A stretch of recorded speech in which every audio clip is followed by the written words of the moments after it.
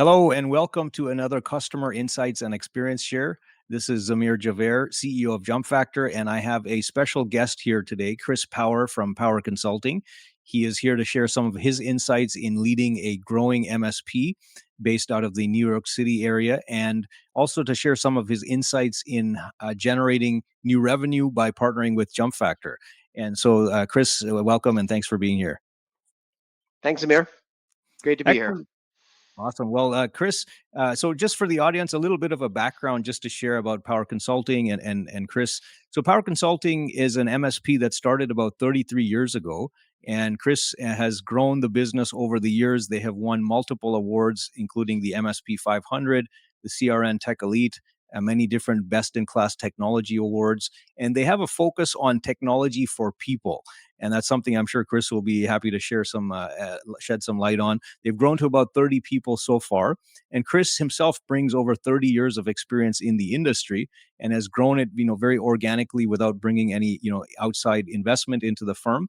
And so it's a testament to his focus on people and keeping and developing a strong culture. Maybe, Chris, I think it would be great for the audience to hear a little bit from your perspective on what is your focus as the leader of the organization, and what does Power Consulting focus on from a target market perspective? Okay. Well, thanks for that cue up, Samir. Yeah.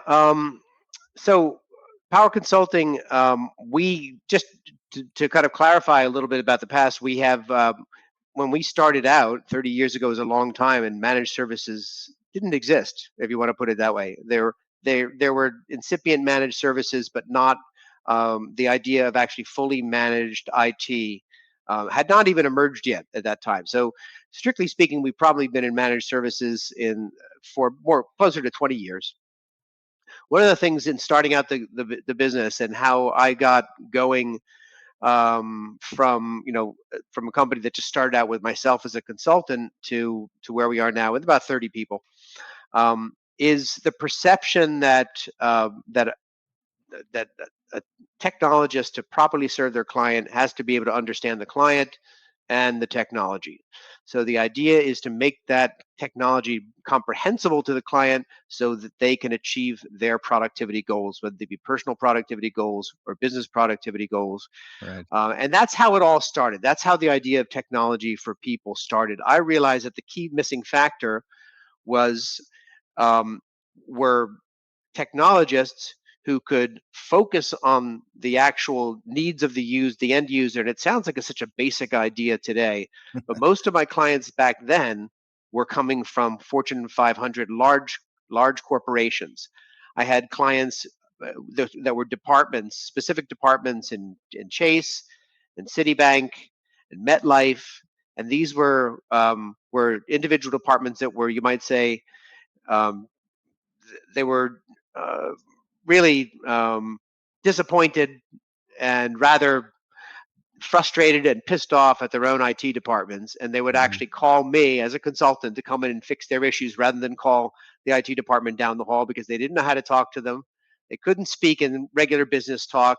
Right. They didn't care. There was rather a bit of disdain in IT and using that information to make the customers feel helpless. And as a result, we focus on hiring people who are great communicators, and I find that that's the most effective way to provide excellent customer service and to satisfy your customers, is to put them on the phone with someone who knows people, likes people, and actually is able to communicate and is excellent in technology and knows how to communicate. So that's the essence of what the technology for people is, Amir. Excellent. Wonderful. Well, thanks for sharing that. And so, the obviously Power Consulting was an established firm even when we connected, which was 5 years ago. And just for some context for the viewers, the Power Consulting engaged with Jumpfactor in approximately middle of 2018. So it's been about 5 years since we've been partnered together, and it's been some solid, consistent growth over that time. And of course, the firm had grown to a point, but they hadn't really leveraged digital marketing until 2018, at least not to any significant extent. And so, Chris, it would be interesting to get some sense from you of what led to that decision to make the partnership and go beyond your, traditional means of growing the business from a marketing and sales perspective. Yeah, well, it was an interesting time for your industry too, right? At that time, Zamir, because many businesses were in my situation where there were massive changes in terms of the digital landscape and social media and how to leverage social media for business. That was happening around that same time, and you. So if you had a risk, if you hired a full-time marketing person, you might pay back then in 2018 dollars to $70,000. You might pay $80,000 or more after benefits to one person, and if they produced, you got lucky. Right. And if they didn't, you now have some dead wood in your organization, and you're spending a high salary on it. So the the the possibility um, for for embracing digital media required that you have a team, and it just didn't occur to me. It was my first opportunity to see how that might be possible. And I think we were browsing your site, Zamir, and Zamir, you finally, I think we had a tracking video, and it finally reminded me a couple of days ago that I was interested. And I think I revisited the video, and so your marketing efforts actually worked very successfully there. We were ripe because we were unhappy with our current marketing person, but we also didn't think that it was fair to actually to have one person that could possibly master all of the the burgeoning areas of digital media. And so one of the things that I think were instrumental in bringing us on board, being technologists ourselves, was seeing, Zamir, that you at least, and by extension your team, had a good solid grasp of not only our metrics but also the industry metrics, the and Google Analytics and trends in the industry. So I think it was very important for us, less to me, more for my technology team. For me, the people matter, then, and Right. the impression of the person matters, and all these other factors matter. But the key thing was, um, we wanted to see that there was technical mastery there. And then we also, we thought, okay, well, if Jumpfactor is able to bring us back to the table through these tracking ads and through setting the right tone and setting the right expectation and the right timing, the right pace, then maybe we could put that to work for our customers too. So that it did kind of help following your own methodology and realizing, okay, yeah, that methodology could work for our customers too. Great. Yeah. And you hit on some key points there. Like, I think one is really common is that, especially today, there's so many different facets to digital marketing. We almost, in the team is split between 8 to 13 different specialists, ranging from multiple types of copywriters to 3 different types of SEO specialists, media design developers, automation specialists, and so on, that it's impossible for one, let alone even 2 or 3 people, to come together with all those skill sets and be able to orchestrate very effective campaigns. And so that's really what Jumpfactor focuses on, and doing so in the MSP space, very kind of dialed into that. And you also touched on the importance of the data and metrics. And so, speaking of that, I have some of the data that we have gathered over the years, and it's pretty telling in terms of what we've been able to achieve. So, just some highlights for some of the viewers here. It looks like originally there was really literally no traffic or leads coming through the website. Obviously you had different channels of sales and marketing efforts that had helped you grow to that date.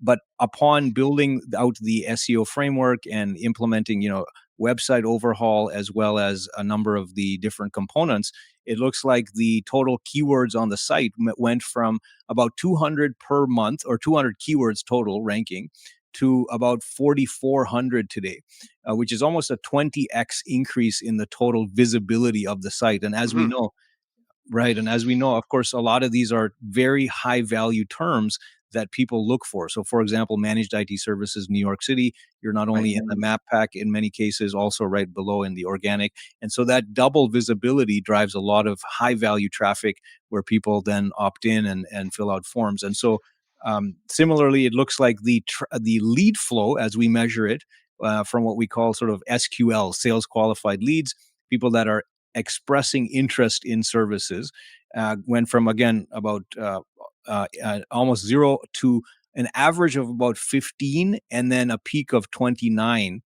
which of course is going to have some good percentage of them that turn into opportunities. So it would be great to hear, Chris, from your side, how has this transformed the organization from a sales perspective? Of course, before it sounded like more relationships, networking, hunting, and now having some consistent flow inbound. I'm sure it's had some change in terms of your own process and approach to sales.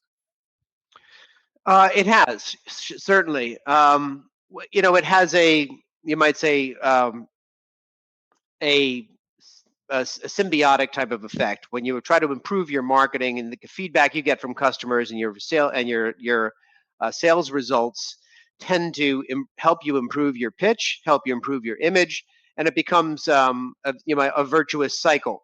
So we understood in the first place that, and we actually just had to restructure our view of sales entirely. And also to integrate the notion of sales and marketing together as really one and the same process. So it's really so rather than thinking of marketing as a kind of having a shingle, on that, if someone walks by our sign, they see our door and they're going to step in. We've taken a much more proactive, much more aggressive, and also just much more consistent approach. So I think one thing that we've had to change is we have to realize that we need to be marketing at all times, and we need to look our best at all times. So when that opportunity appears, we're there to seize upon it. Secondly, we realize we have to do it every day. A little bit of marketing and a little bit of sales it's a continuous process. So the other thing is that sales and marketing have to work together. It's another thing that we'd learned, and it probably even took us a couple of years working with your team, which is to bounce back and forth. We look at this. This is not this lead is not perfect for us, and here's really why. Or this need is not the direction we want to go in. This is really why. This is the type of lead that's perfect for us. Let's see if we can fine tune our SEO efforts based on this. So the sales people and the marketing people have a common ground to discuss. What used to be they used to be kind of different worlds. The other thing is our discipline in our sales. We have to have a certain amount of solid proposals to solid companies in the pipeline. And now we've got to the point where we have a very solid pipeline, which we're able to refresh and expunge periodically. So I think having a fresh and full pipeline really does help you plan your sales a lot. And we were never able to achieve that before. So I would just say it all kind of spills over into the discipline, and also learning like what clients are what they're looking for right now. We offer our services to a certain number of verticals, but for example, the spike in interest in the spike in interest in AI, the spike in interest in cybersecurity, we know it, but the way you present those technologies to a public, to a buying public, or professionals who are interested in purchasing it, that's the key thing, is capturing that message. So in all kinds of ways, we've improved, we've streamlined, and really become much more disciplined as a sales organization, Samir. Great. Yeah, and that's fantastic to see. I know the outcome is definitely proven in terms of ROI, and I have some of the numbers here that you were kind enough to share from the team. And it looks like over the years, in terms of total revenue generated from a lifetime perspective on these contracts, it's been about 6.3 million in revenue, as well as some project revenue of 450,000. Which, as we know, it can sometimes be even higher margin, so not to be discounted. We have found is that it's you can stumble upon clients who are a good fit for you, and there are great opportunities that we found with monthly recurring revenues in excess of 5, 6, 7, up to $11,000, and those are wonderful opportunities. Once you've broken that ice and actually become familiar, you now we have what we call the warm 250. You have a nice, solid couple of hundred people who know you, who trust you, who will take your calls, or putatively anyway. They'll respond to your emails. Like when I send an email to someone who I was talking to a year and a half ago about business, and that's usually there's been respect. We've figured out how to talk to each other. We're not filtering each other's emails, and that is, to me, one of the biggest benefits of building up your pipeline, is to build this kind of warm 250 set of leads, of people who will talk to you, and one day they will be your customer, and they're aspirational. So all of that is part and parcel of kind of how we've become more disciplined as an organization and as a sales organization. Yeah, that's great, and I see that consistently through a lot of our MSP clients, where it's obviously there's revenue that comes in directly looking Right. for some services, but then there's also that compounding effect where the brand, if it's marketed effectively and you have the visibility, it also helps to accelerate the deal flow from other channels, whether there's That's your right. referrals and networking and so on. So it sort of has that compounding effect that. Has obviously it sounds like has obviously been similarly impactful. So in terms of I guess maybe something on the project revenue side, any insights you can share? So just to recap, the 6.3 million in retainer revenue generated lifetime value, but the project side, I know you shared some insights on how that can be very profitable and and in line with what you're offering. And I'm curious if that even sometimes leads to retainer revenue over time, and as more of a starting point. Well, it can. I think the key thing with the project revenue is it's not just about the revenue. It's about moving your clients forward and advancing their technology and the integration of their technology with their business, and the ability to use technology to grow their business. So it's like typically you'll have some clients who are kind of status quo, and they're not great clients. And it's not because they're not spending money, or through our procurement, or it's not because they're not doing it's because they're not taking our advice.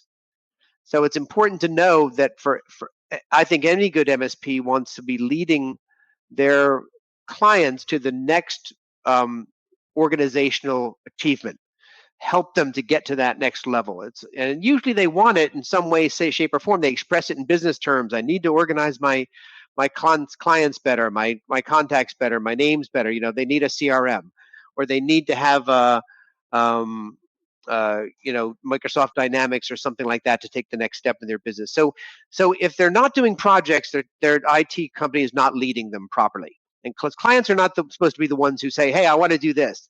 Yeah. Clients are supposed to tell us what business goal they want to achieve, and we're supposed to tell them, "Okay, here's your pathway there." So getting the projects is proof that you're leading, but also importantly, if you do the projects right, they're better. There's margins that are typically 60% and better, because you have the opportunity to plan and do it.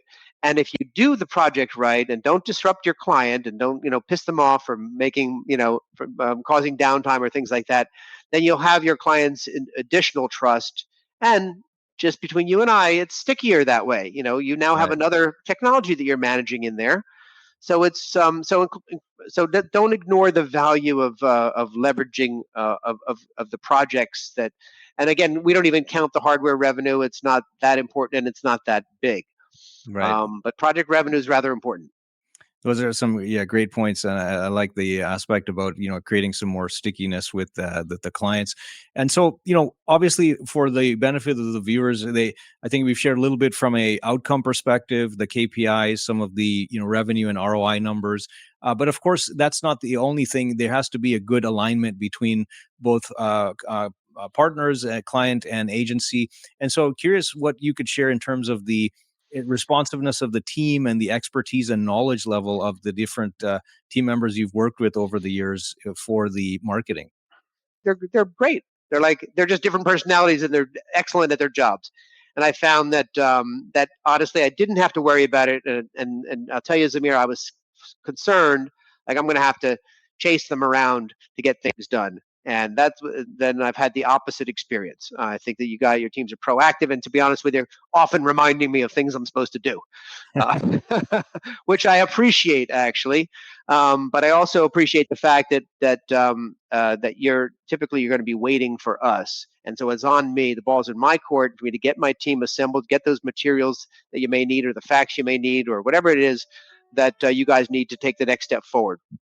Yeah, no, that's great. And yeah, you hit on something there. We like to make sure that we're pushing things forward. And, if it means a little bit of pressure on you as our client, we're willing to do that in the goal of the betterment and the wins that we can have ahead. So that's great. And obviously now I know over the years we've had some strategic discussions with our teams, and including Danny and myself, or the strategists. And it's something that, interestingly, we have learned just through talking with our clients, that they have never really had before with a lot of their previous vendors, where it was purely, cranking out deliverables. Maybe it was a kind of lower cost agency offshore or something of that nature. And so I think it would be really helpful for the audience to hear some of your insights on what sort of benefits you've seen, and what your thoughts have been on terms of being able to have those high level strategic conversations and discussions about the next path and the next direction to keep improving things. Yeah. Oh, sure. I mean, well, there's lots of things. First of all, it has become a a, a detailed subgenre, technical subgenre that even our best technical people really know nothing about. So we really rely on both the technical skill and knowledge of your team in that respect. There's a reliance on your team that's partly technical, but also partly advisory. So that's the really point I want to make, and knowing that you're looking at the technology yourself that is going to affect impact us, just as our clients expect us to point to the future. Right. We kind of expect it, or we've come to be able to count on it from you guys.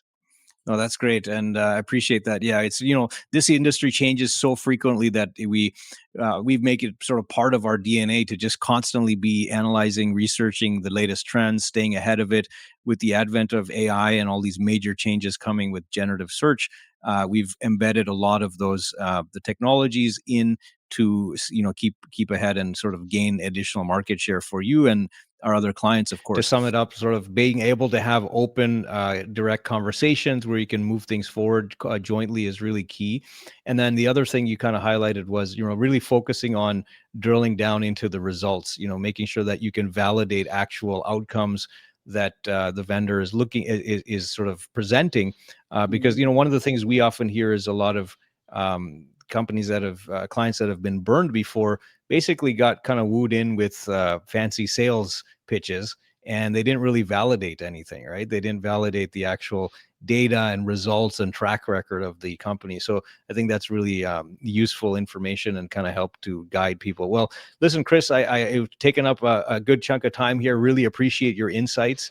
Always a pleasure to reconnect and catch up. And I look forward to our continued growth together and the next conversation. My pleasure, Samir. Great talking to you.